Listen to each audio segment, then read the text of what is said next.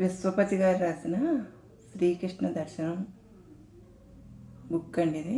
ఆయన ద్వాపరయుగంలోకి వెళ్ళి తీసుకెళ్ళి స్వామివారు ఆయన బాల్యలీలలో అన్నీ చూపించారనమాట. ఆయన దర్శించి మనకు రాసిన బుక్ ఇది. ఇది మనం ఒక సిరీస్ కింద చేసుకుందాం. మనలో చాలామందికి ఏదైనా కొత్త పుస్తకం చదువుతున్నప్పుడు ఆ రచయిత రాసిన ముందు మాట చదవకుండా పుస్తకంలోకి వెళ్ళిపోవడం అలవాటు. అప్పుడు ఆ రచయిత మనస్సులో ఏముందో, ఆ భావాలు, ఈ పుస్తకంలో చెప్పదలుచుకున్న విషయాలు, పరమార్థం మనకు తెలియదు. ఈ పుస్తకం చదివే ముందు మీరు తర్వాత పేజీలో గల నివేదన తప్పక చదవండి. అప్పుడే మీకు ఈ పుస్తకం యొక్క పరమార్థం బాగా అర్థమవుతుంది. మీ అందరికీ ఇదే నా విన్నపం. ఇట్లు విశ్వపతి. నివేదన. శ్రీకృష్ణుడు నిస్సంగుడు, ప్రేమతత్వ స్వరూపుడు, నిష్కామ యోగి, నిష్కామ కర్మయోగి. మహాభారత శ్రీకృష్ణుని మహాపురుషునిగా, గొప్ప రాజనీతిజ్ఞునిగా మనం దర్శిస్తే, భాగవత కృష్ణుడు ఎంతో ఆనందాన్నిచ్చే ప్రేమస్వరూపంగా, ఎంతో దివ్యానుభూతిని ప్రసాదించే గొప్ప మనోహరమూర్తిగా మనం దర్శిస్తాం. శ్రీకృష్ణుల వారి అనేక గుణ విశేషాలపై ఇప్పటికే కొన్ని లక్షల రచనలు వచ్చి ఉంటాయి. ఆ స్వామి తన భక్తులను అంతగా అనుగ్రహించాడు. మరి ఇన్ని వేల సంవత్సరాలుగా కృష్ణయ్య మధుర భక్తిలో ఓలలాడుచూ ఆ స్వామికే సర్వం సమర్పించి సచ్చిదానందానానికి లోనైన మహనీయులు ఎందరో ఉన్నారు. ఆ కన్నయ్య పేరులో, ఆ స్వామి తత్వంలో ఉన్న మాధుర్యం అంతటిది.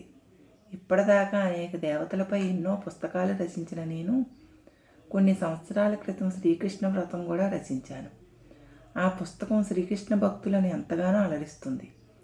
ఇన్ని సంవత్సరాల తర్వాత మళ్ళీ శ్రీకృష్ణ దర్శనం. ఇది పూర్తిగా శ్రీకృష్ణుల వారి అనుగ్రహం తప్ప మరొకటి కాదు. ఆ స్వామి అనుగ్రహంతో నేను ద్వాపరయుగంలోకి వెళ్ళి అప్పటి కన్నయ్య లీలలను దర్శించి రచించిన పుస్తకం ఇది. ఈ పుస్తకం రాస్తున్నంతసేపు నేను మాటలలో, అక్షరాలలో వర్ణించలేని అద్భుత అనుభూతికి లోనయ్యాను. ఆ స్వామితో ద్వాపరయుగంలో, గోకులంలో, బృందావనంలో విహరించడం కంటే ఆనందం ఏముంటుంది? ఒక్కరోజు నేను కాస్త పని ఒత్తిడి వలన కొంచెం బద్ధకం చేసి పడుకుని ఉంటే ఎదురుగా ప్రత్యక్షమై పక్కన కూర్చుని పద పద రాసుకుందాం అనేవాడు. ఎంతటి దివ్యానుభూతి అది! అక్కడితో నా శ్రమ మర్చిపోయి వెంటనే ఇద్దరం చెంగున నేను రాసుకునే టేబుల్ దగ్గరికి వెళ్ళి మళ్ళీ రాయడం ప్రారంభించేవాడిని. అలా కన్నయ్య నాకు దర్శింపజేసిన ఎన్నో దివ్యలీలలు ఈ పుస్తకంలో రాశాను. జన్మజన్మలకు మర్చిపోలేని మధురానుభూతి అది.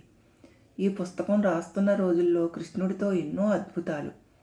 ఒక్కొక్కసారి బాగా అలసిపోయి రాత్రి నిద్ర పట్టకపోతే పక్కనే కూర్చుని ఎంతో మనోహరంగా వేణువు ఊదేవాడు.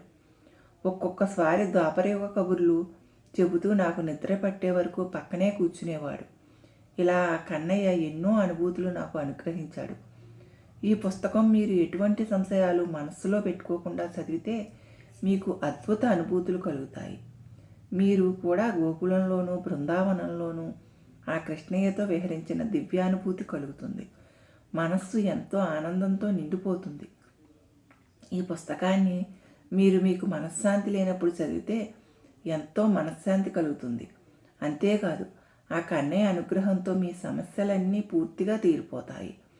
కన్నయ్య చెప్పిన ఇంకో విషయం, ఈ పుస్తకాన్ని ఎవరైతే ఆ కన్నయ్యపై పూర్తి భక్తితో, ప్రేమభావంతో చదువుతారో వారికి తాను స్వప్న దర్శనం కానీ, ఒక అపరిచిత భక్తుని రూపంలో కానీ తప్పక దర్శనమిస్తానని అనుగ్రహించాడు. ఇంతకు మించిన భాగ్యం మనకు ఏముంటుంది? ఇంకా ఆలస్యం దేనికి? హాయిగా ప్రశాంతంగా చదవడం మొదలుపెట్టండి. పదండి ఆ కన్నయ్యతో గోకులానికి, బృందావనానికి.